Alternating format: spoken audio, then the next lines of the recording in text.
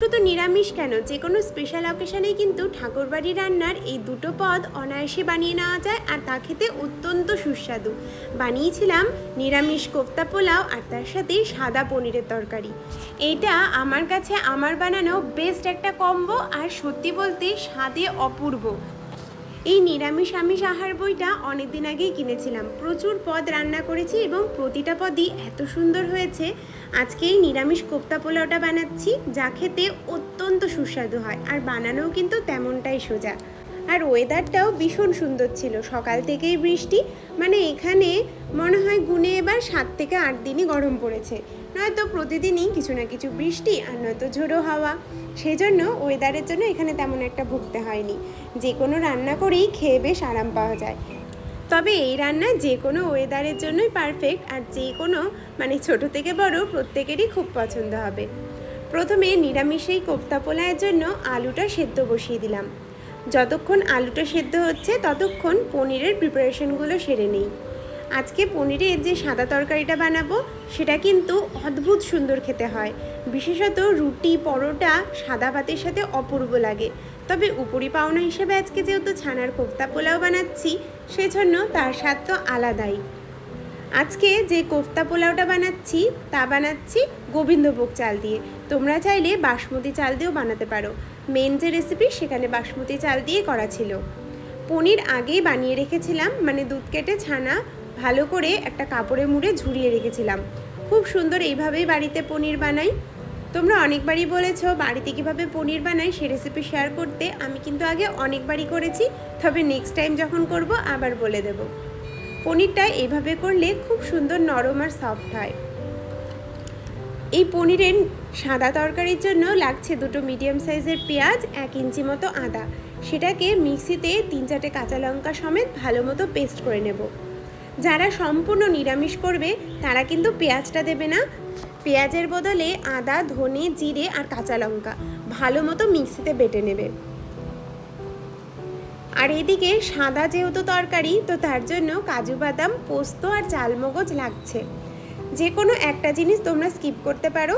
যদি শুধু পোস্ত আর কাজু বাদাম দাও তাহলে চালমগজ দেওয়ার দরকার নেই, যদি চালমগজ আর কাজু বাদাম দাও তাহলে পোস্ত দেওয়ার দরকার নেই। যে কোনো একটা দিলেই যথেষ্ট। আমার কাছে 3টেই ছিল, তাই 3টেই দিয়েছি এবং একটা স্মুথ পেস্ট বানিয়ে নিয়েছি।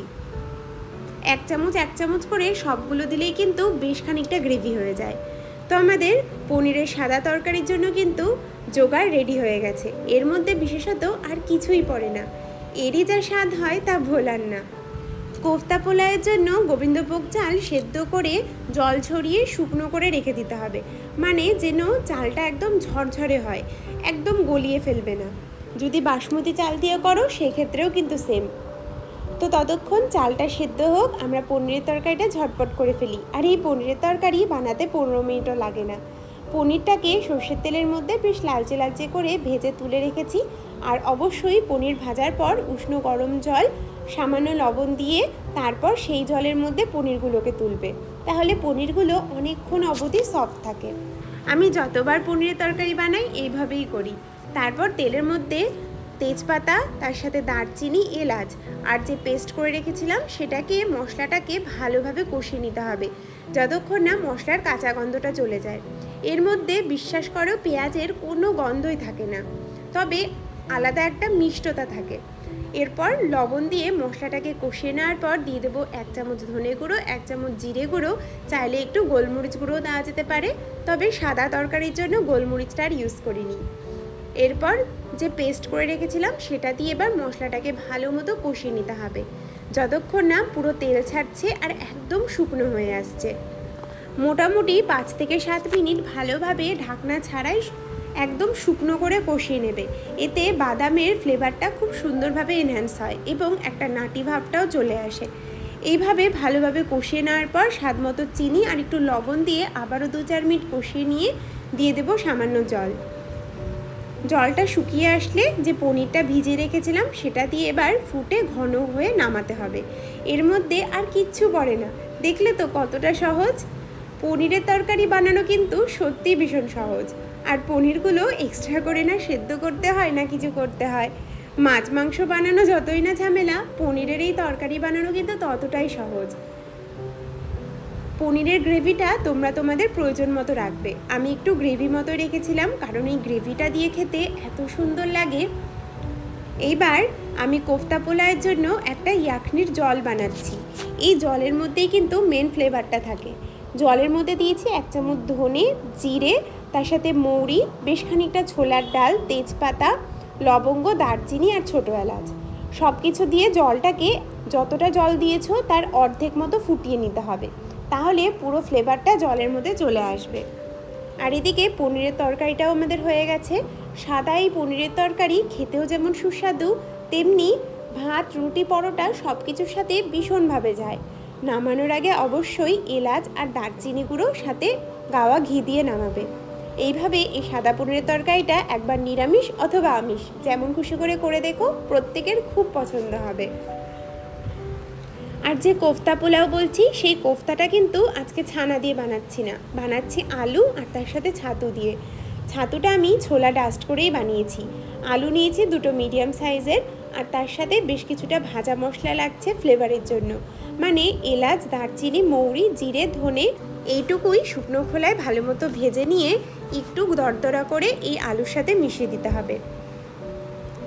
ছাতু আমি দেখো এখানে 2টো মিডিয়াম সাইজের আলু ইউজ করছি, তো তার মধ্যে আমি 3 চামচ ছাতু দিয়েছি। ছাতুর পরিমাণ কম বেশি করলে কোনো অসুবিধে নেই।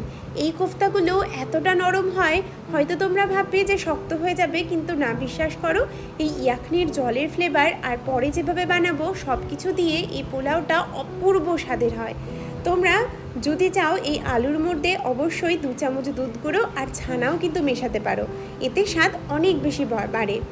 তবে যেহেতু বইতে লেখাই আছে যে এটা হিন্দুস্তানি কোফতা পোলাও, সেজন্য এর মধ্যে কোনো রকম ছানা বা দুধ গুঁড়ো আমি ইউজ করিনি। হাত দিয়ে ভালো মতো মেখে নিয়েছি, আর একটু চিনি দিতে হবে। এর মধ্যে কিন্তু লঙ্কা দেওয়ার উল্লেখ নেই, তো অবশ্যই তোমরা যদি ঝালের জন্য চাও তো একটু লঙ্কা দিতে পারো। আমরা তো রান্নার মধ্যে একটু এক্সপেরিমেন্ট করেই থাকি, তাই না? এইবার কোফতাগুলো বানিয়ে নিচ্ছি। এইভাবে গোল গোল করে প্রতিটা কোফতা বানিয়ে নিতে হবে।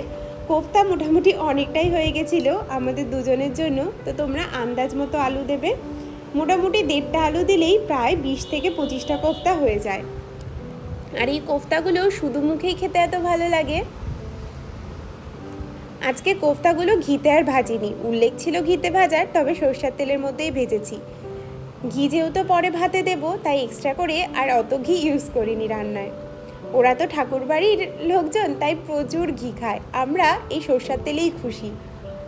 এইভাবে কোফতাগুলো একটু নাড়াচাড়া করে ভালো মতো লাল লাল করে ভেজে তুলে রাখতে হবে। দেখো কোফতাগুলো ভাজার পর কিন্তু বেশ খানিকটা সাইজেও বড় হয়ে গেছে, আর বেশ নরম, বেশি কিন্তু ভাজলে ভেঙেও যেতে পারে, সেই জন্য সাবধানে ভেজে একটু তুলে রাখবে। আর ওইদিকে আমাদের ইয়াখনির জলটাও কিন্তু বেশ ভালো মতো সেদ্ধ হয়ে এসেছে। অনেকে তোমরা আমাকে বলো যে ইয়াখনির মধ্যে ছোলার ডাল কেন দেওয়া। আসলে আমরা যে মেন ননভেজ ইয়াখনি, মানে ধরো মাটন বা চিকেনের ইয়াখনি, তার মধ্যে তো মাংসের একটা ফ্লেভার থাকে, কিন্তু ভেজ ইয়াখনিতে আমাদের একটা ভালো নাটি ফ্লেভার দেওয়ার জন্য আমরা এই ছোলার ডালটা ইউজ করি, তো সেই জন্যই ছোলার ডালটা দেয়। যে পোলাওয়ের চালটা সেদ্ধ করে রেখেছিলাম সেটার মধ্যে বেশ খানিকটা ঘি, একটু বিরিয়ানি মশলা, একটু এলাচ আর দারচিনি গুঁড়ো, 1 মুঠো মতো চিনি, লবণ, সব কিছু দিয়ে ভালো মতো এভাবে মিশিয়ে নিয়েছি। চালটা কিন্তু অবশ্যই সেদ্ধ করে নামানোর পর একদম খোলা হাওয়ায় রেখে দেবে, যাতে চালটা একদম ঝরঝরে হয়ে যায়। নরম হলে কিন্তু পোলাওটা খেতে ভালো লাগে না। এইবার একটা লেয়ার চালের দেব, আর একটা লেয়ার এই ছাতুর কোফতাগুলোর দেব।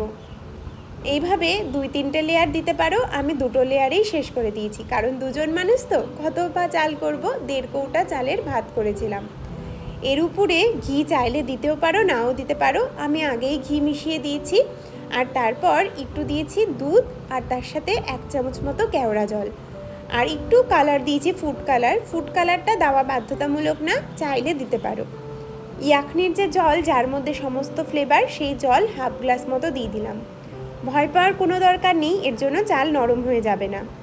আর 1/2 কাপ দুধের মধ্যে একটু গোলাপ জল দিয়েছি, কেওড়া জল কিন্তু দেইনি। এইবার এটাকে দমে বসাবো মোটামুটি 45 মিনিট মতো, একদম লো আঁচে, কোনো ফ্রাইং প্যানের উপর। 45 মিনিট কোনো রকমভাবেই হাত দেবে না, কখনো লেগে যাবে না, কোনো অসুবিধা হবে না যদি তোমরা ডিরেক্ট গ্যাসে না বসাও। এইভাবেই এই দুটো কম্বিনেশন একবার বানিয়ে দেখো। যাকে খাওয়াবে সে যদি ফ্যান না হয় তাহলে আমাকে বলবে, এত সুন্দর লাগে খেতে। বিশেষ করে যারা পনির প্রেমী তাদের তো অপূর্ব লাগবে। নিরামিষের দিনে আমরা অনেকেই আইডিয়া পাই না কি বানাবো নতুনত্ব, তো এরকম একটা আইটেম যদি বানাও না রান্নাঘরে, সবার ভীষণ পছন্দ হবে। এই হলো আমাদের আজকের মেনু দুপুরের। দুজনের তো খুব ভালো লেগেছে। আর শেষে যখন কোফতার পোলাওটা খুলছিলাম, গন্ধে গোটা ঘর মমো করছে, এত সুন্দর গন্ধ হয়। আজকের এই ঠাকুরবাড়ির আয়োজন কেমন লাগলেও আমাকে কিন্তু কমেন্ট বক্সে জানাতে ভুলো না। যারা যারা নিরামিষ খেতে পছন্দ করো তাদের জন্য কিন্তু একটা দুর্দান্ত আইডিয়া দিলাম। আশা করি এরকমভাবে একবার বানাবে আর অবশ্যই ছবি শেয়ার করতে ভুলবে না। নিরামিষ এই কোফতা পোলাও আর তার সাথে পনিরের তরকারিটা একটা মারাত্মক কম্বিনেশন। তো আজকের এই দুটো কম্বিনেশন কেমন লাগলো জানাতে ভুলো না। দেখা হচ্ছে কালকে আবার নতুন রেসিপি নিয়ে। কোফতাগুলো তোমাদেরকে ভেঙে দেখাই কতটা সফট হয়েছে, আর ভেতরে ঘিয়ের ফ্লেভারটা অদ্ভুতভাবে ঢুকে যায়। এইভাবে মাখিয়ে খেতে কী যে স্বাদ হচ্ছিল। এই এক থালা পোলাও এক নিমিষেই শেষ করে দিয়েছি।